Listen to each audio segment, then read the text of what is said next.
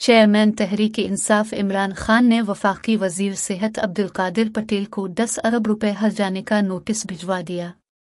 Notice میں کہا گیا ہے کہ عبدالقادر پٹیل 15 روز میں اپنے الزامات واپس لیں اور عمران خان سے غیر مشروط معافی مانگیں۔ نوٹس میں کہا گیا ہے کہ عبدالقادر پٹیل 10 ارب روپے بطور ہرجانہ ادا کریں، جس سے شوکت خانم اسپتال میں جمع کروایا جائے گا۔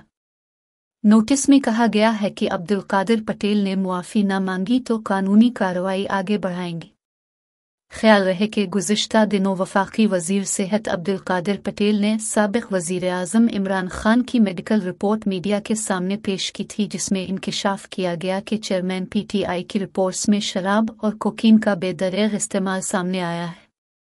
عبدالقادر پٹیل کا کہنا تھا کہ عمران خان 5 سے 6 ماہ پلسٹر لگا کر گھومتے رہے، لیکن کسی فریکچر کا رپورٹ میں ذکر نہیں ہے۔ گوشت میں کوئی چوٹ آ جائے تو کسی کو پلسٹر کرتے دیکھا ہے۔ ان کا کہنا تھا کہ پیشاب کے نمونے بھی لیے گئے۔ ابتدائی رپورٹ میں ٹاکسک چیزیں جن میں شراب اور کوکین کا بے دریغ استعمال سامنے آیا ہے۔ رپورٹ میں یہ بھی کہا گیا ہے کہ عمران کی ذہنی حالت پر سوالیہ نشان ہے۔ ان کی حرکات و سکنات فٹ آدمی کی نہیں تھی۔ رپورٹ میں ہے کہ جس آدمی کی دماغی حالت ٹھیک ہو ایسی حرکات نہیں کر سکتا۔